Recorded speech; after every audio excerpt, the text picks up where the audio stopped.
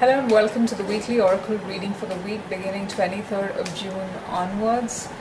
I'm going to spare you guys from my introduction this week, okay? So we're going to tune into the cards right away, alright? Okay, the first card is, it says Milky Way and it says Perspective. Alright, so this is actually a call for action for you guys to take the steps necessary for you to regain your perspective, alright?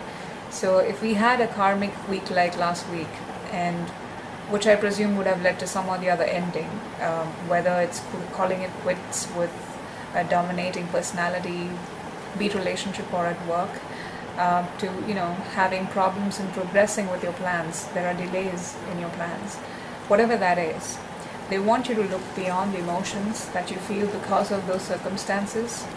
They want you to look at them as examples for lessons that you could learn from them. It is crucial that you undergo this week with a certain perspective on things, because realigning your perspective is sort of making it easier for you to abide by the natural logical steps. So you cannot bypass this lesson. The endings we had were pertaining to relationships. So this is pretty much about your definition of love. Now this is again that quality of Mars regaining perspective in Libra. Your definition of love and value is so different now that you cannot stand to negate that definition anymore. The love that we know is not a box of chocolates or lovely Valentine cards or a bunch of red roses. True love, I think we all understand it at a very fundamental and humanitarian level. It has two aspects to it by default. If you have an attraction for anything, to have a healthy love relationship, it's also a necessity that you maintain an equal distance, which is proportional to the degree of attraction that you hold for each other. Temper your version of love definition with what it realistically is. Anything that you value or cherish is what you love. So from here on, whatever you do has to apply the same law that personifies this wonderful quote by Khalil Gibran that says, "Let there be spaces in your togetherness." This is you 2.0, okay? And I think this is the crucial lesson. Whatever you do, whatever you love doing, has to have this thing in mind, so that you don't get lost in the complexities of it. At the same time, you're not too far away to not realize the details, alright? Lovely message. Okay, the next card is Desert, and it says Vision Quest. Okay. Now, Vision Quest is nothing but finding a space wherein you can have a dialogue with yourself in silence without any interruption whatsoever.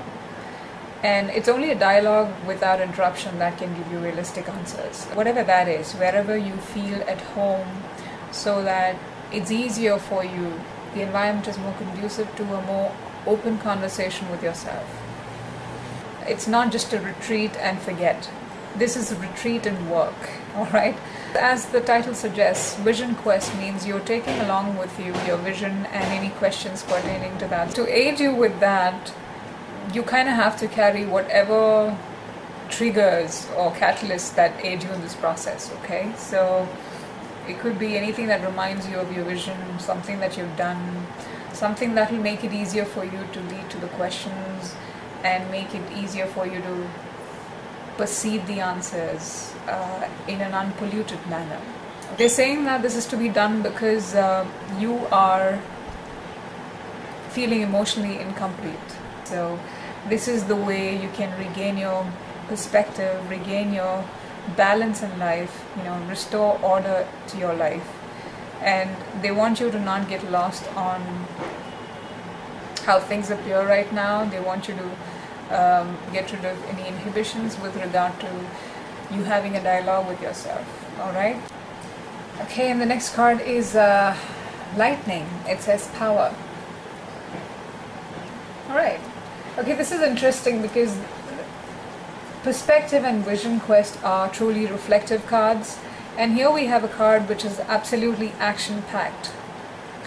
So I'm guessing that the latter half of the week will be more action-orientated than we may expect it to be, because Yeah, okay.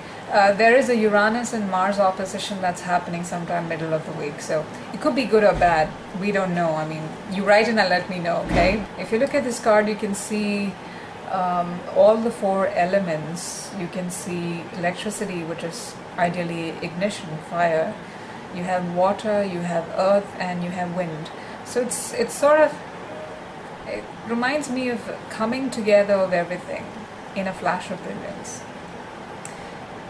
A brilliant solution coming to you. It could be an external stimulus, or it could be something that is actually a consequence of the first two cards rightly done. The power is neither positive or negative. It's what you apply to it. And that's why perspective is going to be a crucial element for you, so that you have the right application of force. Meaning, you will be economic in distribution of your investment, your emotional, spiritual, mental investments into things. You won't be overdoing or underdoing stuff. So maybe I think this could be in terms of you beginning to do something, or beginning to hear something from universe in general, which is more in tandem with where you are right now. Okay, so you're beginning to hear news, you're beginning to notice things around which are more in resonance with where you are. Okay, so it's going to bring in some sort of revolutionary change, if I'm not mistaken, because Uranus is involved. And if you look at the planets, Mars is actually a revolutionary action planet, and Uranus is actually the revolutionary innovator. So it's innovation plus action. So you let me know what that is, because I'm really curious, and I'm going to notice how it's going to play out in my life. Okay, so if I get any updates, I will let you know in my next week's reading. Keep this in mind and see what it is. All right. Okay, the last card is Gaia. It's nurturing. Try and get a detached perspective on things by tuning into yourself in silence, so that you can regain the true sense of power, so that you can manifest things the way you want. That's what I feel this card is telling me, based on everything else. So this is you really getting things right. To me, I feel personally this signifies the last phase of the cycle that's winding down. And this card, Gaia, is actually a significator or a heralder of the summer solstice, I feel. Because from here on, you are beginning to start harvesting the fruits of your labor. And yes, when I say that, we got 3 months to think about it, okay? So it's not overnight. But again, you will have a general sense of things going in a direction where you feel you're beginning to walk the talk, okay? And all credit to you and the guidance you received, and this is you having done your bit and gained success eventually. So if you look at this card, it's so fructified, it's all flowers, and it just kind of resonates within me a sense of stability and creative potential. I feel there's going to be a huge probability of you guys being forced into making some choice, okay? That Uranus opposing Mars has something to do with it. This is a choice that will have some consequences, good or bad, okay?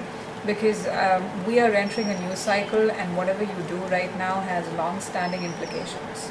So when you make a choice, you basically are to look at certain things.